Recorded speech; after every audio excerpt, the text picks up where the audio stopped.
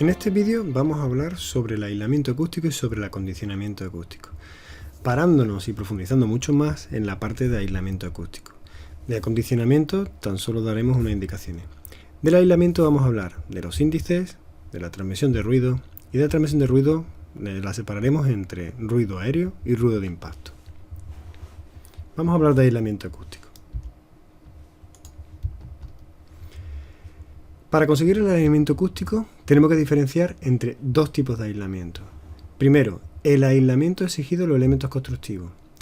Esto lo que viene a referir es que los diferentes elementos constructivos, ya sean cerramientos, particiones interiores como tabiquería, el forjado, cubiertas, etc., todos los elementos que generan una envolvente de los diferentes recintos o espacios, pues van a tener una exigencia de aislamiento acústico que es el que exigía la normativa antigua, la norma básica de edificación, la CEA del año 88, derogada ya por el Código Técnico, pero bueno, que sabemos que puede ser de referencia. Esto que veis aquí recogido son los índices de aislamiento acústico en función de cómo es el ruido. Si el ruido es aéreo entre recintos, pues el índice exigido es el R sub A en decibelio A. Si el ruido es de impacto, sería el LNW en decibelio. Y si el ruido es aéreo pero entre el recinto y el exterior, pues entonces es un R sub ATR en decibelios A. Repetimos que estos índices son los índices que se le exige al elemento en sí. Y son datos que vienen dados por pruebas empíricas en laboratorio a ese tipo de elemento constructivo. Por otro lado, tenemos el aislamiento acústico exigido en el documento HR, que sería el aislamiento final de la edificación o aislamiento acústico in situ. Lo que quiere decir esto que estos índices que vemos aquí, que son los que se exige en el edificio, no aquí el de elementos constructivos, sino el del edificio, son la exigencia que va a tener, o se le va a exigir a ese recinto, a ese elemento, a ese conjunto de elementos en función de la disposición, la volumetría, los encuentros, etcétera. Unas condiciones que solamente se pueden medir para ese elemento en esa posición y con esos condicionantes, ¿no? Con lo cual se miden todos estos índices, se miden in situ en el edificio terminado. Tenemos unas condiciones para justificar o complementar esto en proyectos y que luego en el edificio esté dentro de la seguridad, que es lo que vamos a ir viendo durante el proceso del estudio del DBHR. Como vemos, los índices que se exigen en el edificio con respecto a lo que se exige para elementos constructivos para el mismo tipo de ruido, pues cambia un poco en la definición. Vemos que los índices de exigencia en cuanto a decibelio A o decibelios pues son los mismos, pero vemos que aquí en el edificio, por ejemplo, para ruido de entre recinto, la designación es de NTA y este es RA, ¿vale? Es completamente distinta. Indicar que lo normal es que conforme mayor sea el índice en decibelios A, o el mayor sea el índice de aislamiento acústico exigido, mayor es el aislamiento acústico que tiene que tener ese recinto, bueno, ese elemento constructivo. Salvo en el caso del LNTW, en el que en este caso el índice global de presión de ruido de impacto entre recintos, pues cuanto menor es el valor, mayor es el aislamiento acústico. Aquí os pongo un ejemplo en el que un nivel de presión de ruido de impacto en el que nos exija 65 decibelios significa menos aislamiento acústico que y por lo tanto menos confort acústico que si se nos exige 60 decibelios. Es decir, se exige menos y implica más. Es la diferencia con respecto a los otros índices. Podríamos entenderlo si lo vemos como que esto serían los índices permitidos de paso, igual que esto. Si permitimos 60 de paso, significa que permitimos mucho menos de paso que 65, con lo cual para permitir 60, el aislamiento acústico a ruido de impacto que tengo que realizar en los elementos constructivos que me limitan el recinto emisor del recinto receptor donde mido ese impacto, ¿no? Pues ese elemento va a estar mucho más aislado que el que me permite pasar 65. Sería una forma de comprenderlo para que veamos que es diferente a los demás índices, en el que a mayor índice, mayor aislamiento.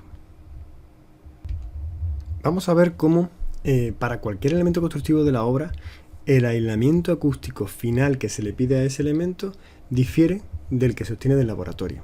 Esto es debido a cómo se produce la transmisión de ruido entre el emisor y el receptor. Siempre vamos a tener un espacio, un recinto donde coloquemos un emisor de ruido y otro recinto en el que coloquemos el receptor y midamos cómo es la transmisión de ruido desde el emisor al receptor. Entonces podemos decir que de forma muy simplificada que la transmisión de ruido se produce por dos vías, por lo que se llama vía directa y por lo que se llama vía indirecta o los flancos. La vía directa es a través del elemento constructivo de separación, es decir, depende solamente de cómo sea ese elemento constructivo, a mayor aislamiento pues pasará menos. Y la vía indirecta por flanco depende de las vibraciones de los elementos que están conectados con el elemento de separación principal. Vamos a ver un poquillo más qué significa esto. Vamos a explicar un poquito más la transmisión de ruido directa y flanco. Vamos a ver dentro de la transmisión de ruido, vamos a ver solamente la de ruido aéreo, que es la que estamos en esta página, en esta diapositiva, la que estamos estudiando. A ruido aéreo tenemos dos tipos de vías, la vía directa y la vía indirecta por flanco. La vía directa es la que se refleja en este gráfico mediante la flecha azul, en la que vemos que lo que atraviesa es el elemento de separación vertical. Aquí tenemos el emisor, en este recinto, en esta unidad de uso tenemos el receptor y lo que estamos estudiando es cómo pasa directamente a través del elemento de separación ese ruido aéreo. Pero tenemos la otra vía indirecta o de flanco que decíamos que era por vibraciones, ¿no? Vibraciones del elemento constructivo que se unen a ese elemento de separación. Entonces tenemos, por ejemplo, la naranja, transmisión de flanco a través del forjado. Es decir, aquí tenemos el emisor lleva sus vibraciones de ruido a través del aire hasta el forjado y este forjado va vibrando, con lo cual esta vibración nos lleva ruido al interior a través directamente del forjado. Es una transmisión de flanco a flanco.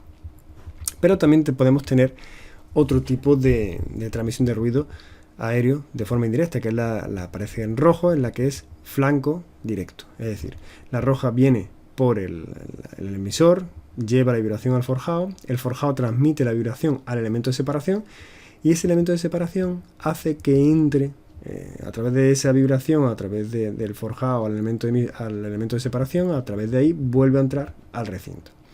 Y por la última, la verde, que ya lo estáis imaginando, en la que es directa a flanco, es decir, el azul, ¿no?, atraviesa lo que sería el elemento divisorio, pero podemos decir que en el elemento divisorio se producen vibraciones, esas vibraciones van al forjado y del forjado entra en el recinto. Entonces tenemos la que van del forjado al recinto, la que va del forjado al elemento divisorio y del elemento divisorio al recinto, y la que va del emisor al elemento divisorio, del elemento divisorio al forjado, del forjado al recinto. Serían las tres que entran por flanco, aparte del azul de por vía indirecta. Por eso decimos que lo que es el índice que se mide en el receptor in situ no tiene nada que ver con el índice o la limitación de aislamiento acústica que se le va a pedir a solamente un elemento constructivo. Como veis, la transmisión de ruido aéreo desde este emisor a este receptor no solamente depende de la que pase directo, es decir, que no por mucho aislamiento que lo coloquemos a este elemento divisionario me va a evitar toda la incidencia del ruido que se produce en el emisor, sino que como hay elementos de flanco por la que se transmite ruido, estamos cogiendo en el forjado superior, pero también habrá por el forjado inferior, pues es necesario estudiar in situ cómo se produce estas transmisiones y ya veremos cómo depende mucho de la geometría, de las características de los tipos de conexión entre los elementos, de cómo son la geometría de los elementos de separación, etcétera, etcétera, entre el recinto emisor y el receptor.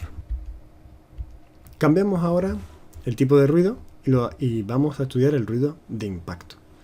El ruido de impacto, ¿qué es? Pues tenemos un emisor que lo que produce es unas vibraciones, estamos en el recinto 1, y esas vibraciones pasan a otro recinto. Por ejemplo, en este caso tenemos las que se transmiten al recinto 2. Hay también dos tipos de transmisión, la que sería la transmisión directa, la que pasa de este forjado, o sea, directamente del forjado hasta aquí abajo, y la transmisión que vibra a través del forjado, va a los elementos de separación lateral y de los elementos de separación lateral entran en el recinto 2. Sería la directa la D y la indirecta la F. También hay otro tipo de, bueno, esa indirecta que se puede decir por flanco, ¿no? Pues se dan también a recintos que son colindantes. Por ejemplo, fijaros que el impacto que se produce sobre el forjado se transmite a través del forjado y entra en el recinto 2, que es lateral. No tiene una conexión vertical, sino tiene una conexión lateral. Hay una vibración en la que, bueno, pues aquí aparece una vibración a través del forjado y se lleva hasta el recinto lateral. Pero incluso con recinto en el que solamente tiene una arista común, pensamos que este recinto 3 con este recinto 1, pues el único elemento común que tiene es este eje, esta arista. Pues a este recinto también, a través de la transmisión que se producen desde el forjado al elemento de separación vertical entre el recinto 3 y este recinto, que bueno, antiguamente decíamos 2, ahora decimos, ¿veis?, que es este, pero bueno, este recinto, y a través de la pared vuelve a entrar el recinto 3. Y por último, quiero hacer un comentario sobre acondicionamiento acústico. No nos vamos a meter, nosotros vamos a tratar más el tema de elementos acústicos, pero que sepamos que el acondicionamiento acústico lo que suele indicar son, o lo que suele intentar, lo que está buscando es elegir los materiales adecuados para que el tiempo de reverberación que se produce dentro de los recintos se mantenga dentro de unos límites. Todos estamos acostumbrados cuando estamos dentro de bares, restaurantes, aulas, esa reverberación acústica que se produce cuando hay mucha gente hablando a la vez, pues si se reduce y se absorbe, pues el confort acústico es bastante grande. No solamente se estudia espacios como cines o teatros, que bueno, la implicación de esa reverberación puede afectar lo que se produce en esos espacios, sino a otros espacios como lo que tenéis aquí, ¿no? Aulas, restaurantes, comedores, etcétera. Si el volumen en el que estamos estudiando supera los 350 metros cúbicos, entonces ya esto sale de la exigencia del HR y hay que estudiarlo hay que hacer estudios mucho más específicos y de mayor complejidad de lo que te da el HR.